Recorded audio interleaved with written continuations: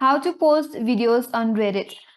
So for that, first of all, open up Reddit and make sure that you're logged in with your account. Now once you're logged in and you get to this home page, navigate to top right corner and click on this create button. Now you get to create post page. Here, first of all, select a community where you like to post your video to. After that, if you navigate to this menu bar, there you'll have an option as images and video, click on it.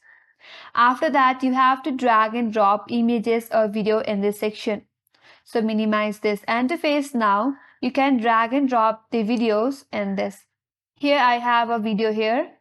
Once I drag and drop it, the video will be loaded in Reddit. Now once the video is loaded, you can add title to your video as well from this interface.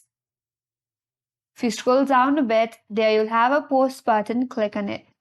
And with that, you have uploaded or posted a video on Reddit. And that's all for today's video. Hope this video helps you. If you are new to our channel, make sure to subscribe and like. Thanks for watching and I will see you on next video.